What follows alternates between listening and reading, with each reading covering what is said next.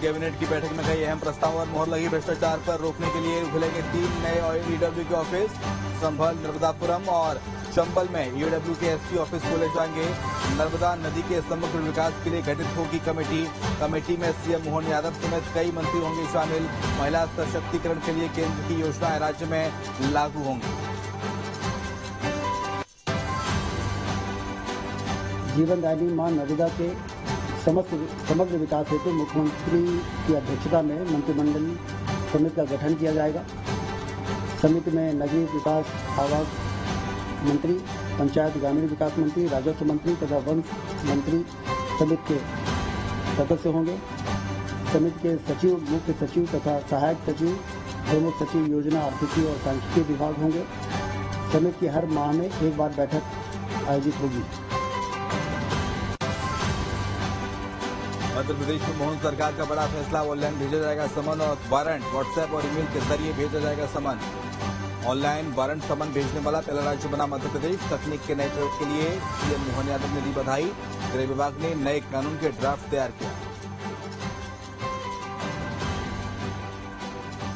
सभी प्रकार के सम्मान शामिल कराने के लिए इलेक्ट्रॉनिक तरीके का तकनीक का उपयोग किया जाना चाहिए। ये देश में पहला प्रयोग है जिसमें हमारी न्यायिक प्रणाली में तकनीक का उपयोग लेते हुए सम्मान शामिल कराने के लिए, नोटिस शामिल कराने के लिए ई तकनीक का सहारा लिया जाएगा, जिसके कारण से त्वरित गति से इन सारी व्यवस्थाओं का पालन किया जा सके। मेरी अपनी ओर से टेक्नोलॉजी के इस नए प्रयोग के लिए विभाग को बधाई। मध्य प्रदेश में मोहन सरकार का बड़ा फैसला। ऑनलाइन भेजा जाएगा समन, व्हाट्सएप, ईमेल और वारंट ऑनलाइन भेजा जाएगा, जिसको लेकर मोहन यादव ने बधाई भी दी है। तो वहीं सदस्यता अभियान को लेकर भारतीय जनता पार्टी ने तैयारियां तेज कर दी हैं। प्रदेश अध्यक्ष डी शर्मा ने प्रेस कॉन्फ्रेंस की। कहा, संगठन पर्व 2024 की शुरुआत भारतीय जनता पार्टी ने की है।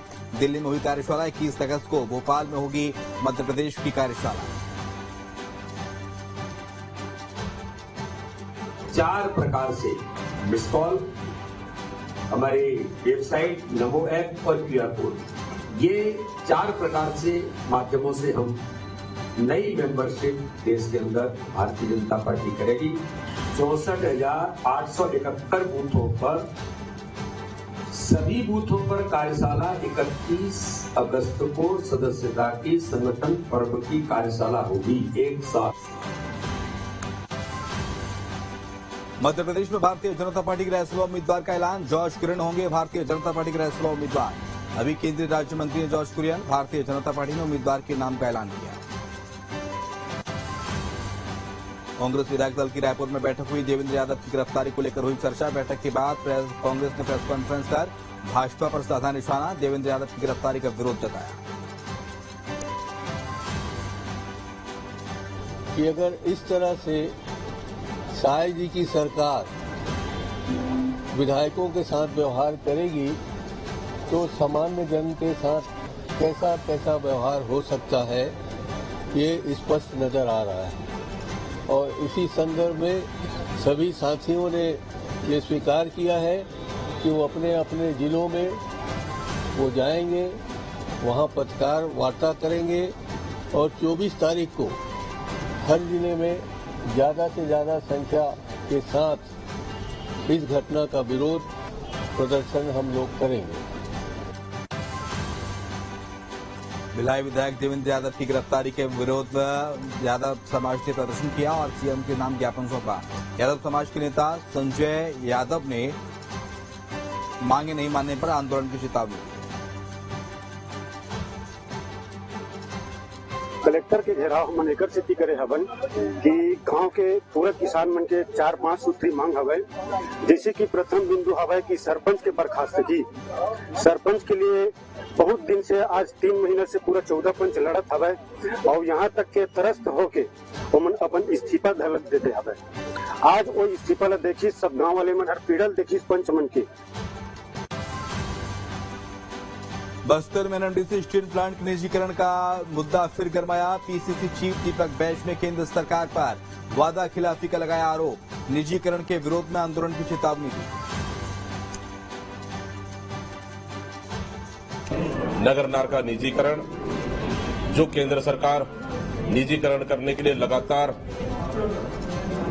प्रक्रिया शुरुआत कर दी है। देश के प्रधानमंत्री जी बस्तर आते, देश के गृह मंत्री जी बस्तर आते और विधानसभा चुनाव में बोल के जाते हैं कि एनएमडीसी का निजीकरण नहीं होगा।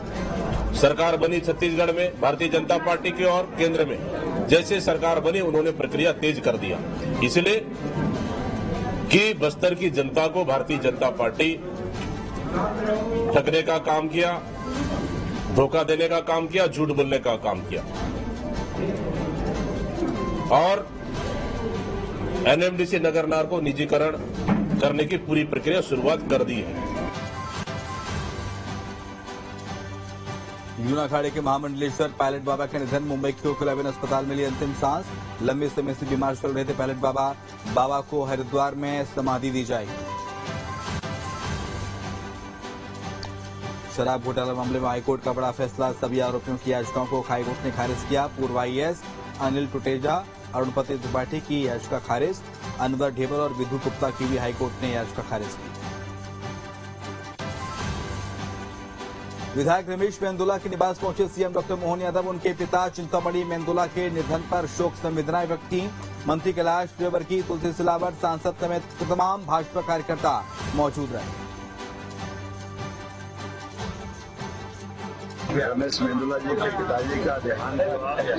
स्वर्गीय चिंतामणि मेंदोला जी का जो मुझे बताया गया कि वो अपने क्षेत्र के बहुत सक्रिय और खास करके मजदूरों के क्षेत्र में, रिटायर्ड कर्मचारियों के क्षेत्र में अलग अलग समय पे अपनी बहुत अच्छी भूमिका निभाते थे। उनके देवलोक गमन का ये दुखद अवसर है। मैं अपनी ओर से विनम्र श्रद्धांजलि अर्पित करने आया हूँ। बाबा महाकाल से कामना करता कि उनको मोक्ष प्रदान करे और मेंदोला परिवार पर जो दुख की घड़ी में वज्रपात हुआ है इसको सहन करने की परमात्मा से कामना करता हूँ। ओम शांति।